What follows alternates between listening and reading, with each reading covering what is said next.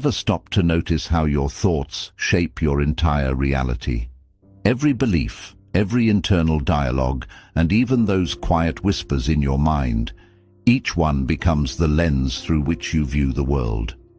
And more than that, they act like magnets, subtly attracting the kind of energy and experiences that match your inner state. Your mind, in many ways, is like a garden. What you plant in it will grow. If you sow seeds of patience, kindness, and clarity, your life begins to reflect those qualities. But if you constantly plant doubt, anger, or fear, those are the weeds that take over. The Buddha once said, "The mind is everything. What you think, you become." This isn't just poetic, it's a truth that plays out quietly, day by day, thought by thought. Most people don't know how much power they hold in shaping their inner world. We often let the mind run wild, reacting, overthinking, worrying. But what if you could train your mind the way a monk trains for stillness? What if you could learn to choose the thoughts that serve your growth, your peace, your purpose? In this video, we'll journey through 7 timeless lessons inspired by Buddhist wisdom, each one a step toward feeding your mind with intention. These aren't just teachings to hear, they're practices to live by. Because when you begin to feed your mind with awareness, compassion, and purpose, your life transforms from the inside out. Let's begin. Lesson 1. Your thoughts are the seeds of reality. Imagine your mind as fertile soil, ready to grow whatever you plant in it. Each thought you entertain is a seed. Some seeds are filled with compassion, patience, and humility. Others carry anger, jealousy, and fear. What you nurture in the silence of your inner world eventually blossoms in the life you live. In Buddhism, this truth lies at the heart of practice. The Buddha taught that with our thoughts we make the world. It's not just poetic, it's a psychological and spiritual principle. The thoughts you hold influence your speech, shape your actions, and guide the intentions behind everything you do. Like a ripple in a pond, one small thought can spread outward, affecting your mood, your relationships, even the direction of your life. If you're constantly repeating inner stories of resentment, lack, or unworthiness, those become the blueprint of your experience. But if you choose to plant thoughts of kindness, gratitude, and equanimity, you begin to live in alignment with peace and purpose. This is why mindfulness and meditation are not just spiritual rituals. They are tools for mental cultivation. When you sit quietly and observe your mind without judgment, you begin to see which seeds you've been watering. Are they rooted in fear or in love, in craving or in contentment? The Noble Eightfold Path, one of Buddhism's core teachings, includes something called right thought, a conscious effort to replace harmful thinking with wholesome intent.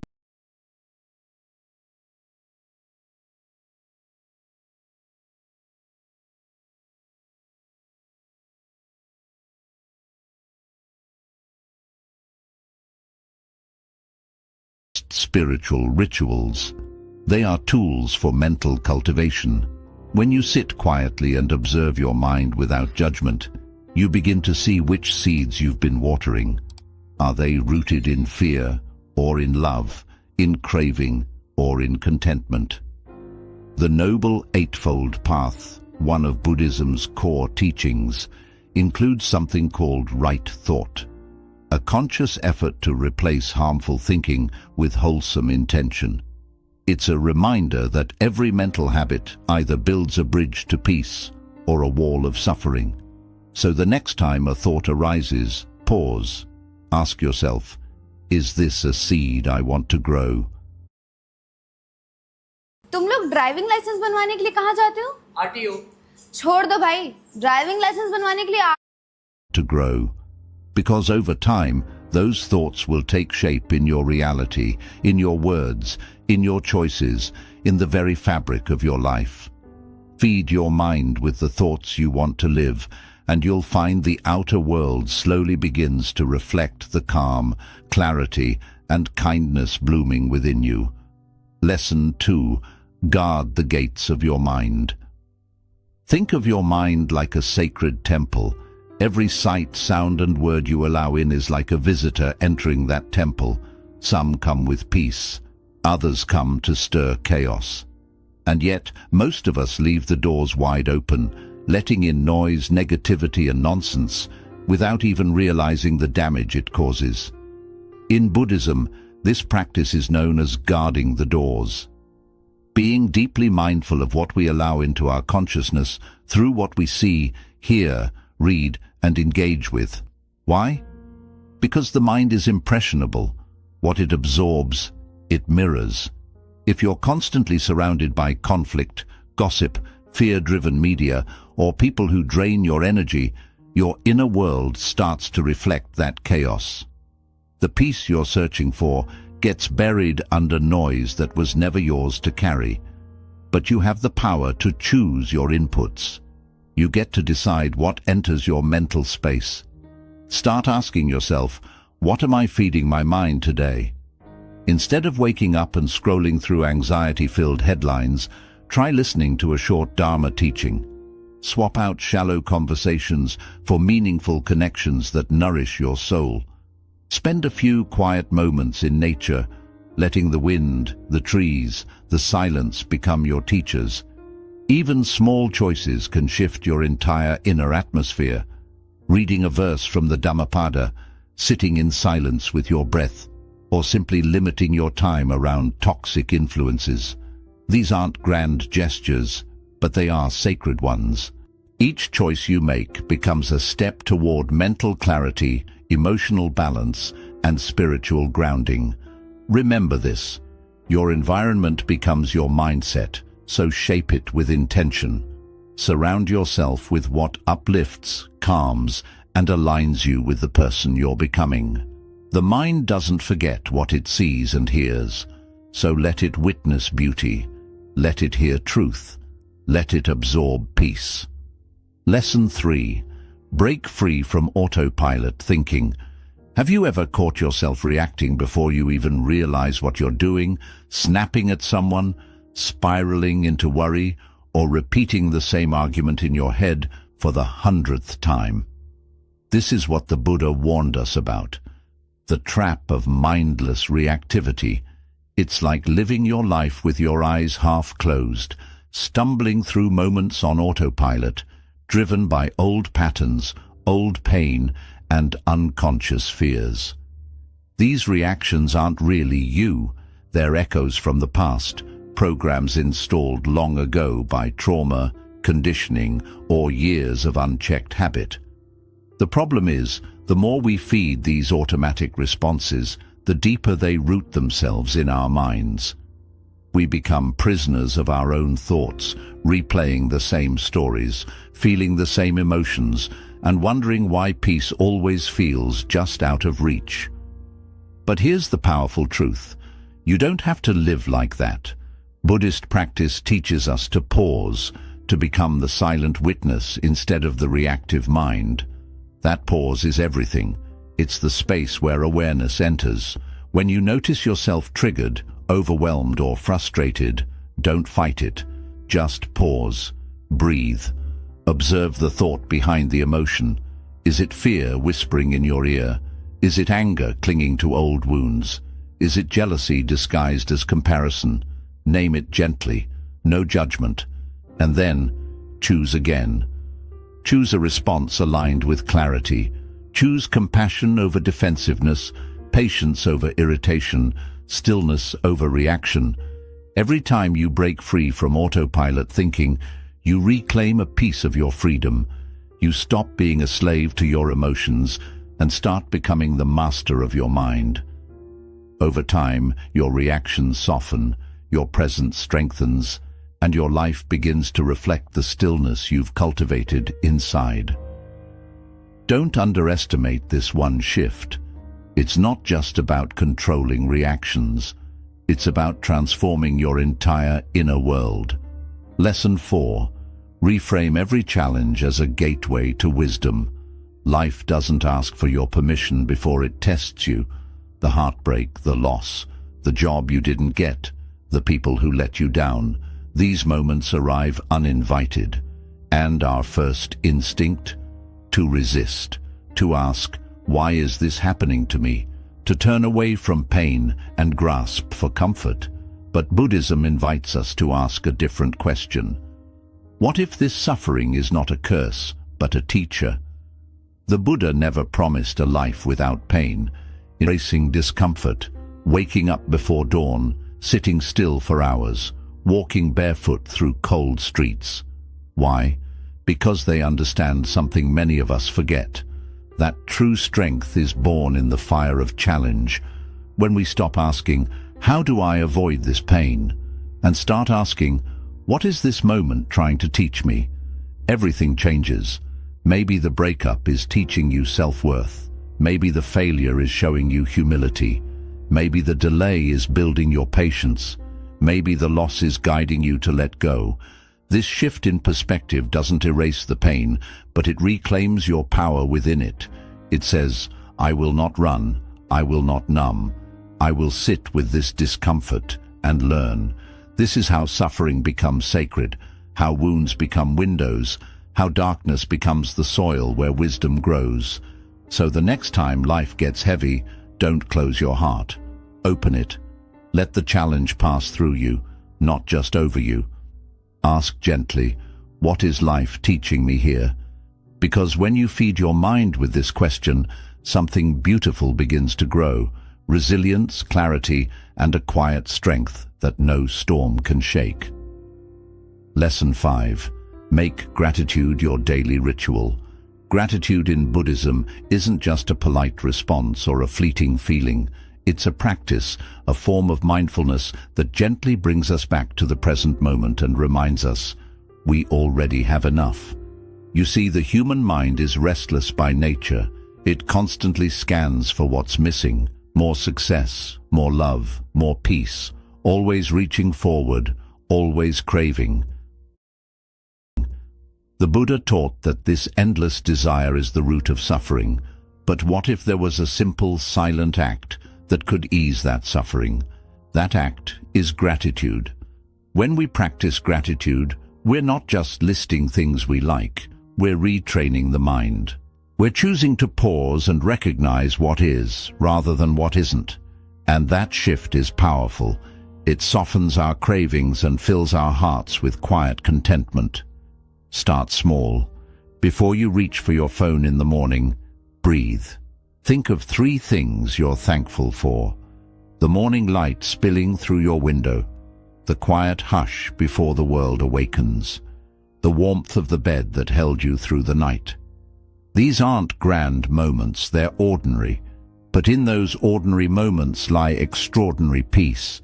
And the more you practice this, the more your mind begins to notice the small blessings that once went unseen. This habit becomes even more sacred when life feels heavy.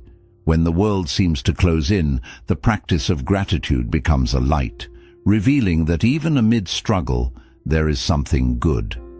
Maybe it's a friend who checks in, a stranger's smile, a moment of stillness in a storm. Gratitude doesn't erase pain, but it softens it. It reminds us that joy and sorrow can exist side by side.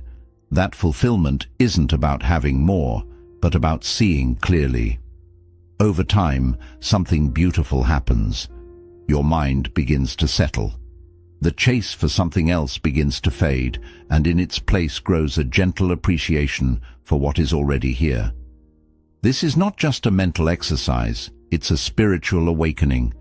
Gratitude, practiced daily, can transform your inner world. It makes life feel fuller, calmer, more rooted in the present. And in this stillness, you begin to understand what the Buddha meant when he said, "Let us be grateful, for without gratitude, there is no peace." Lesson 6. Visualize the person you wish to become. In the Buddhist tradition, the mind is not just a mirror of the world, it is a garden. What we plant in it, we eventually become. And one of the most powerful tools for planting the seeds of transformation is visualization. But this isn't about simply fantasizing or wishful thinking. Visualization in Buddhism is a sacred practice, a mental rehearsal where we begin to embody our highest qualities before they fully bloom in our lives. Imagine for a moment that you're not just aiming for patience, you're living it. You see yourself in a moment of tension, not reacting, but breathing. You hear your voice, calm and steady. You feel warmth in your chest as you offer compassion instead of criticism. In that moment of visualization, you're not reaching for patience, you are already patient. This is the heart of bhavana, mental cultivation. Visualization is not passive, it's an intentional act of shaping the inner landscape. Just as a musician practices scales to master the instrument, we use mental imagery to master our thoughts, emotions, and behaviors. Neuroscience has even caught up with what Buddhist monks have known for centuries. Visualizing an act activates the same brain circuits as performing it. But this practice isn't just for monks or mystics. Anyone can do it. If your goal is inner peace, don't just wish for it, see it. Picture yourself walking through life's chaos with grace. See yourself in stressful situations, but unmoved, grounded like a mountain. Feel the steadiness in your breath, the clarity in your gaze.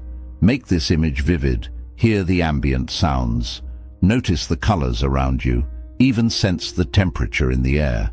The more detailed the vision, the more real it becomes.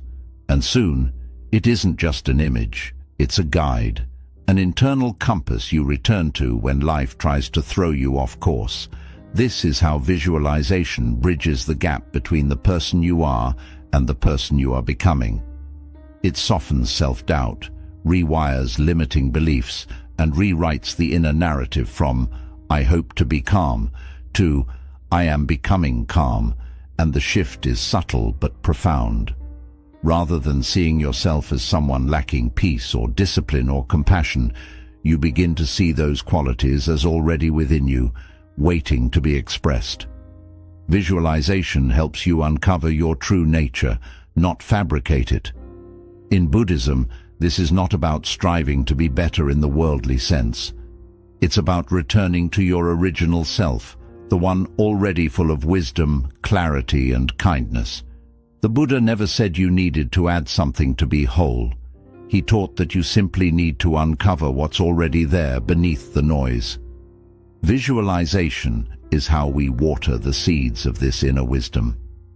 It's how we gently pull the weeds of doubt, fear, and distraction, and cultivate a mental environment where peace can grow. So take time each day to sit quietly and visualize not just your goals, but your essence. See yourself as the embodiment of patience, compassion, resilience. Picture yourself moving through the world with intention and grace. With each session, you're not chasing an illusion. You're becoming aligned with who you truly are. And as that image becomes clearer in your mind, it becomes more present in your life. Until one day, you're no longer trying to become the person you imagined. You are that person. Lesson 7. Cultivate the gentle power of self-compassion. In the journey toward inner peace, one of the most radical and transformative steps we can take is to treat ourselves with kindness. In Buddhism, self-compassion is not a luxury, it's a necessity. It's the ground upon which emotional healing and spiritual growth take root. The Buddha taught that to truly offer love and compassion to others, we must first extend it inward. And yet, for many of us, this is the hardest place to begin. We've been conditioned to believe that being hard on ourselves will push us forward, make us stronger, or protect us from failure. But what it often does is break us from within. Buddhist teachings remind us that self-criticism is like picking up a second arrow after already being struck by the first. Pain is a part of life, but the extra suffering we create through guilt, shame, or harsh self-judgment is not. Self-compassion, What Buddhism calls metta for oneself is the practice of meeting our flaws and failures not with punishment, but with presence. It's the inner voice that says, "I see you. I know this is hard, and I'm still here with you." It starts by recognizing our shared humanity. Everyone stumbles, everyone suffers. And in that understanding, we realize we are never truly alone in our pain. Instead of pulling away from ourselves, self-compassion invites us to reconnect with who we are and with others around us. One of the most powerful ways to grow this quality is through metta bhavana, or loving-kindness meditation. It begins simply. You sit quietly and offer phrases of goodwill to yourself. May I be happy. May I be healthy. May I be at peace. At first, these words might feel strange or empty, but with time, they soften your inner world. They gently replace the sharp edges of self-judgment with warmth, with softness, with care. You may begin to notice your inner voice changing, no longer a harsh critic, but a kind companion. And this shift doesn't just bring comfort, it makes you stronger, because when life knocks you down, it's not criticism that helps you rise, it's compassion. Self-compassion also invites forgiveness, not just towards others, but toward ourselves. We all carry burdens from the past, mistakes, regrets, the weight of things we wish we had done differently. But Buddhism teaches that holding on to the past is like carrying a heavy sack on your back. It slows you down and dims your inner light. Forgiveness is how we put that weight down. This doesn't mean forgetting the past or pretending it didn't matter.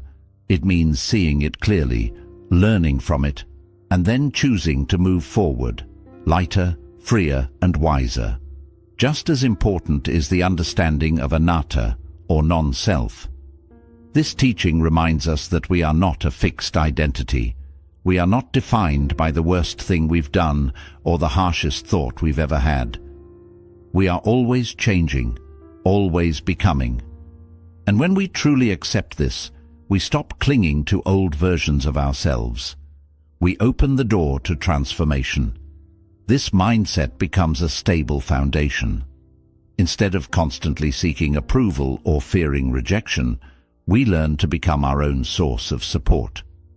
In moments of doubt or failure, we can gently remind ourselves, I am still learning. I am still worthy. And in that space, resilience is born, not from pressure or force, but from self-acceptance. As we grow in self-compassion, we naturally begin to share it with others. We become more patient, more understanding of their imperfections, because we no longer demand perfection from ourselves. Our relationships deepen, our empathy expands, and the harshness that once filled our inner world softens, replaced by a quiet strength. In time, self-compassion becomes not just something we practice, but a way of living. It teaches us that gentleness is not weakness, it is strength with open arms. It's the courage to love ourselves, even in the moments when we feel unlovable. To begin again, even when we've stumbled. And most importantly, it gives us the power to nourish the mind with kindness. The Buddha said, "What we think, we become." If our inner world is filled with blame and bitterness, that is the world we carry wherever we go. But if we choose to feed our minds with loving, uplifting thoughts, we begin to create a life of peace, from the inside out. So ask yourself, what are you feeding your mind today? Every moment offers a choice. Choose compassion. Choose kindness. Choose the freedom that comes from standing on your own side. Embrace the present moment as your true home. In a world driven by speed, comparison, and endless striving, one of the greatest acts of healing and quiet rebellion is simply to be here now. The Buddha taught that true peace doesn't come from having more, doing more, or becoming more. It comes from fully arriving in this moment, just as it is, without needing to change it, escape it, or chase after the next thing. But how often do we truly live in the present? Most of the time our minds are elsewhere, regretting the past, worrying about the future, or chasing an ideal life that never quite arrives. This constant restlessness becomes a form of suffering, keeping us trapped in a cycle of dissatisfaction. Mindfulness is the practice that helps free us from this cycle. It's not just a technique, it's a way of living. It means showing up for your life, not only when things are calm or perfect, but in the ordinary moments, in the mess, in the stillness, and even in the noise. When you bring your full attention to the present moment, even the simplest things feel sacred. The warmth of your coffee, the sound of leaves rustling, the gentle rhythm of your breath. These ordinary moments become gateways to joy. You begin to see that peace was never far away. It was always right here, waiting for you to notice. This doesn't mean life suddenly becomes easy. Challenges will still arise. Emotions will still surface. But through mindfulness, you create space between what happens and how you choose to respond. You become less reactive, more grounded, and more aware of what's truly happening within you and around you. You stop chasing happiness like a moving target and instead begin to find it where it has always been, in the present moment. This is what it means to come home to yourself, to stop living in the past or the future, and to plant your feet firmly in the ground of now, to live from a place of stillness instead of constantly searching for it. As the Zen saying reminds us, when you walk, just walk. When you sit, just sit. But above all, don't wobble. This is the art of presence, the ability to stay steady in a world that keeps shifting. And here's the secret. The more you honor the present moment, the more it gives back to you. It offers clarity, peace, purpose. The deep sense that you are exactly where you need to be, not because everything is perfect, but because you are truly awake to your life. So pause, breathe, feel this moment. It's not just time passing, it's the only place where life is actually happening. And in that stillness, you'll discover something powerful. You don't have to chase the extraordinary to feel fulfilled. Sometimes the extraordinary is hidden in the ordinary, simply waiting for you to slow down and notice it. In the end, life doesn't ask us to be perfect. It only asks us to be present, to be kind, and to keep walking the path with sincerity. Each lesson we've shared today, whether it's practicing gratitude, visualizing inner peace, showing yourself compassion, or simply being present, is a step toward deeper freedom. Not the freedom the world promises, but the kind that rises from within. A freedom from craving, from harsh self-judgment, from the false belief that you need to become someone else to be enough. Remember, the Buddha didn't teach from a throne. He taught from stillness, from silence, from watching the human heart with kindness and wisdom. You don't need to escape your life to find peace. You simply need to awaken within it. If this video touched you, take a moment to reflect. What lesson will you say, but right now? Share in the comments which practice spoke to your heart the most. Your words might encourage someone else on their journey. And if you found value here, consider subscribing for more Buddhist-inspired teachings and timeless wisdom to guide your daily life. And always remember,